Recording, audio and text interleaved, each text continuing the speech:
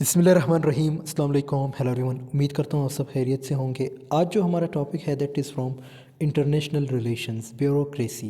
Bureaucracy ये word आप लोग अमूमन सुनते हैं और इसका मतलब क्या है, फंक्शंस क्या है, बहुत ही इंपॉर्टेंट टॉपिक है। So let's get started. Bureaucracy, the term bureaucracy originated in the French language. इसकी जो ओरिजिन हुई है वो फ्रेंच लैंग्वेज से हुई है। It combines the French word bureau. अब ये एक वर्ड है ब्यूरो जो कि फ्रेंच लैंग्वेज का है। सो इसका मतलब क्या है, डेस्क और office, with the Greek word. और इसके साथ एक ग्रीक वर्ड भी इंक्लूड है, क्रेटोस, जिसका मतलब है रूल और पॉलिटिकल पावर।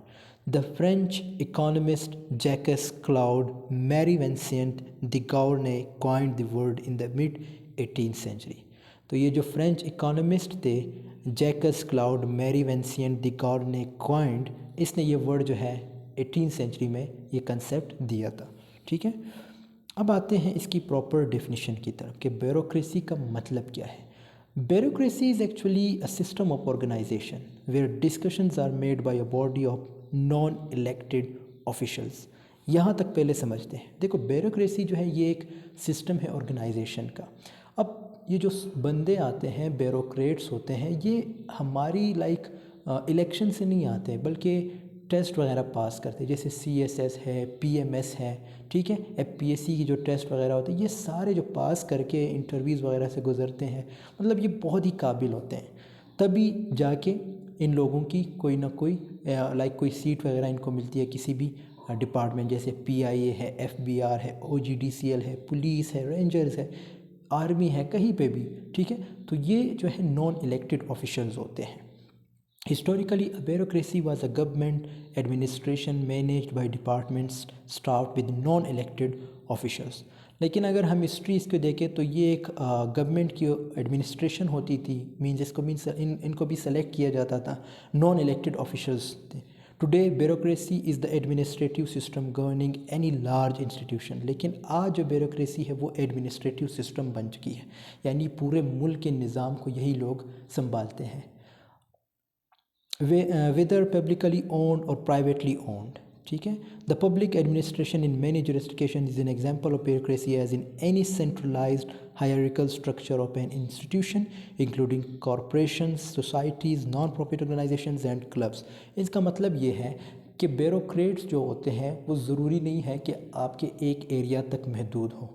मींस उनकी जो तैनाती होती है वो किसी सोसाइटी में भी हो सकती है, फेडरल में हो सकती है, किसी प्रोविंस में हो सकती है। ठीक है, तो ये सारे जो है ये ब्यूरोक्रेट्स कहलाए जाते हैं। अब इसकी एक एग्जांपल है, जैसे PIA है। तो PIA में जो लोग होते हैं, आपको क्या लगता है ये सिर्फ 5 साल के लिए आते हैं? नो, इनकी जो मुद्दत होती है वो पूरे रिटायरमेंट तक, कभी 40 years, sometimes 35 years, sometimes 50 years, sometimes 60 years इनकी सर्विस, मतलब इन्होंने सर्विस देनी होती है। FBR का भी यही है, FIA का है, OGDCL है, पुलिस है, रेंजर्स है। मतलब रिटायरमेंट जो इनकी होती है वो अमूमन 40 years में, 60 years में, 50 years में। तो आप लोगों ने एक चीज़ यहाँ पे नोट की होगी कि ये लोग जब आते हैं, मतलब जो इनको जो है नॉन इलेक्टेड ऑफिशियल्स होते हैं ये लोग, तो इनका क्या है इट मीन्स ये हमारे इलेक्शन से नहीं आते, ये टेस्ट वगैरह पास करके आते हैं। क़ायद आज़म ने इनके बारे में एक कोट लिखा था, एक कुछ फरमाया था कि civil service is the backbone of the state. Quaid Azam ने क्या कहा था कि civil service is the backbone of the state. Governments are formed, governments are defeated, prime ministers come and go, ministers come and go, but you stay on. Quaid Azam ने ये कहा था कि जो सिविल सर्विस है ये एक बैकबोन है, किस चीज़ की? स्टेट की, यानी कंट्री की। गवर्नमेंट फॉर्म की जाती है, जैसे अभी आज किसकी गवर्नमेंट है? नून लीग की है। तो ये गवर्नमेंट कितने साल तक होगी? 3 साल, 5 साल। ठीक है, उसके बाद ये लोग चले जाएंगे, कोई दूसरा आएगा। तो it means governments are formed, governments are defeated. हमारी गवर्नमेंट फॉर्म भी की जाती है और उनको जो है शिकस्त भी दी जाती है। क्या पता नेक्स्ट टाइम जो है PPP आ जाए, PTI आ जाए, कुछ भी पॉसिबल है। प्राइम मिनिस्टर्स कम एंड गो। इसी तरह प्राइम मिनिस्टर जैसे आज मियाँ शहबाज शरीफ है, कल को क्या पता वज़ीर आज़म जो है इमरान ख़ान हो या बिलावल भुट्टो हो या कोई भी आ सकता है। इट मीन्स 5 साल के बाद इन्होंने चेंज होना है। तो ये क़ायद आज़म को जो कोट है मैं उसको एक्सप्लेन कर रहा हूँ। मिनिस्टर्स कम एंड को, इसी तरह जो मिनिस्टर्स होते हैं वो भी 5 साल के लिए आते हैं, चले जाते हैं वापस, बट यू स्टे ऑन। लेकिन जो सिविल सर्वेंट है उनके बारे में इसने क्या कहा है कि यू स्टे ऑन, तुम लोग जो है स्टे करते हो। It means like for 60 years, for 40 years, for 50 years. तो कौन एडमिनिस्ट्रेटर हुए, किसी मुल्क को चलाने वाले कौन हुए?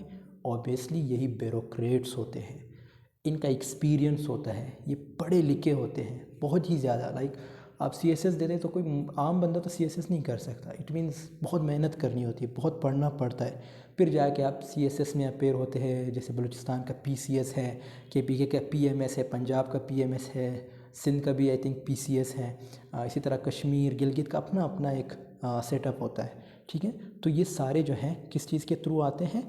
FPSC के थ्रू आते हैं, means federal public service commission के। और सूबे के अपने भी जैसे जैसे PPSC professional like professional public service commission, ठीक है, PPSC।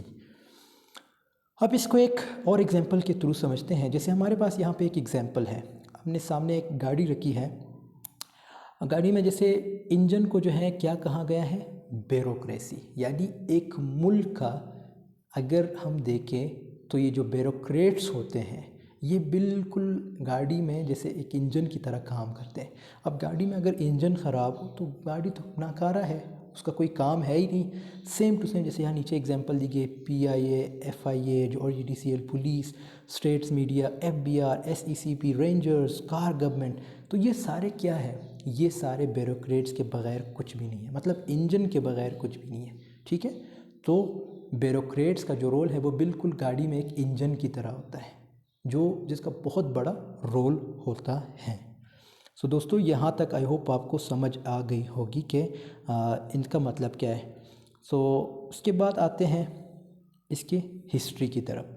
The civil service defined itself as a key wheels on which the entire engine of the state has to move. अभी मैंने आपको पीछे जो ये एग्जांपल दी है ये बिल्कुल उसी से रिलेटेड है। मतलब ये एक इंजन की जो ब्यूरोक्रेट्स होते हैं वो कार में बिल्कुल उस तरह में, मतलब मुल्क में इस तरह जैसे कार में एक इंजन की एग्जाम्पल है।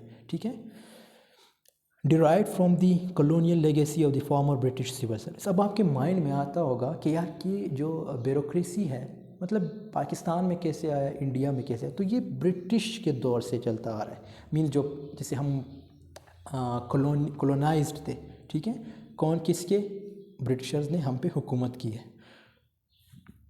The civil service came into its modern formation immediately after the establishment of Pakistan as a civil service of Pakistan.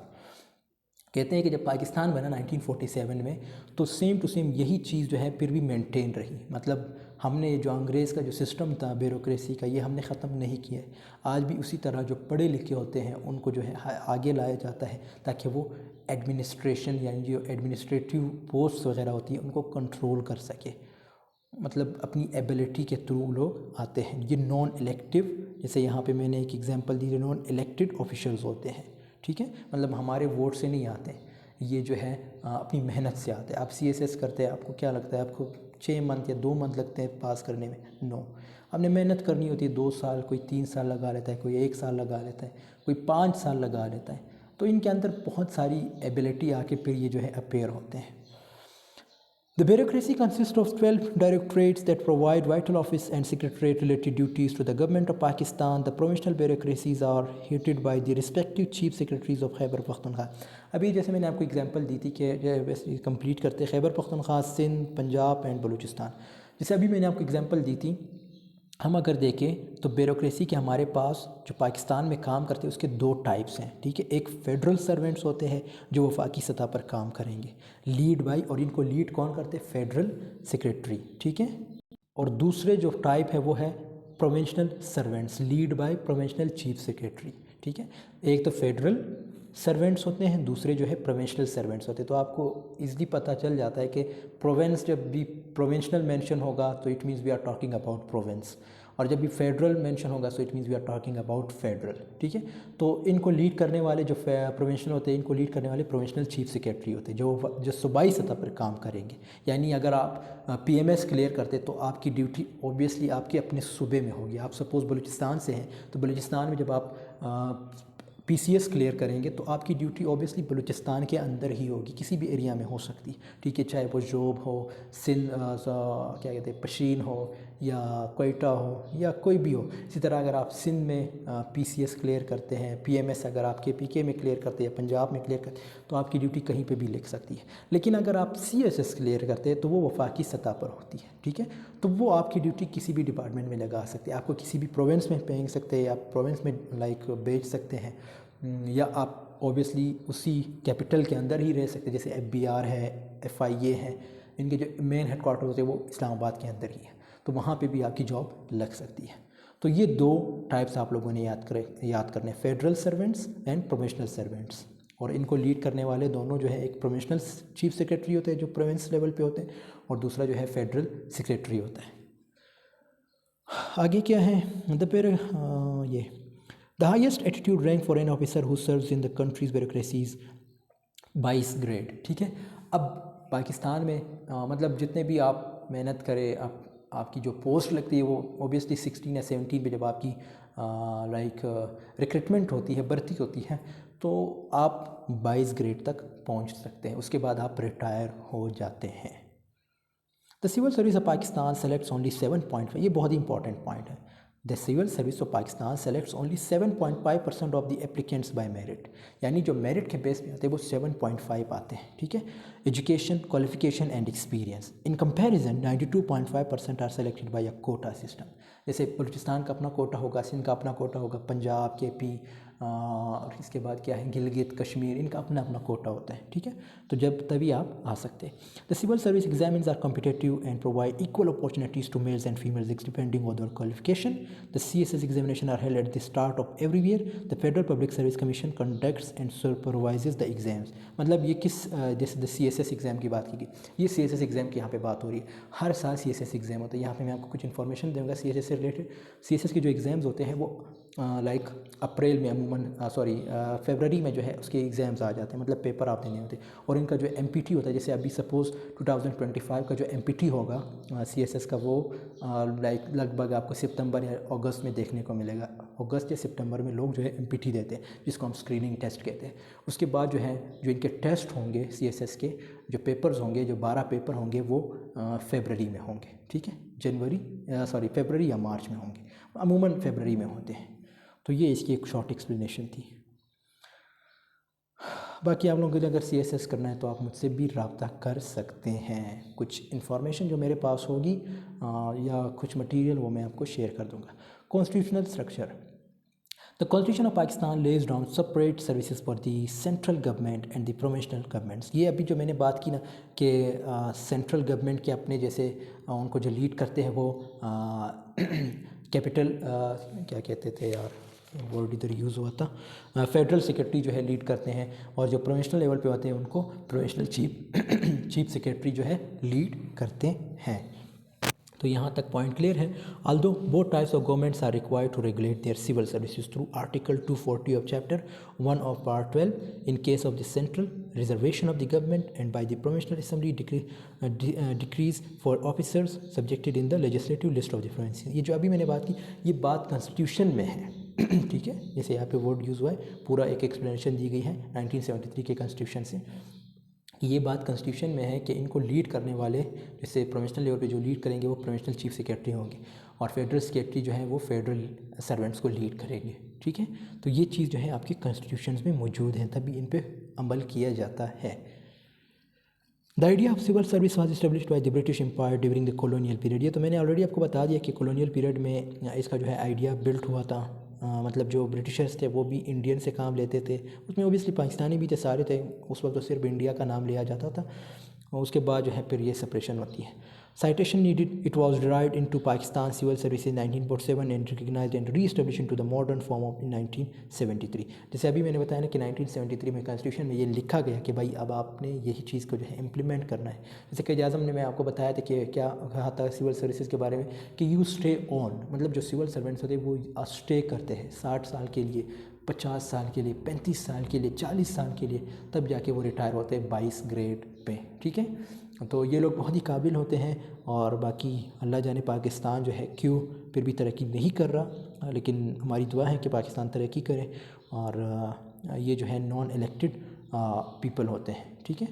सो दोस्तों यहाँ पे हमारी वीडियो की एंडिंग होती है। आई होप आपको ये वीडियो पसंद आई होगी। पसंद आई है तो ज़रूर एक लाइक कमेंट शेयर कीजिएगा।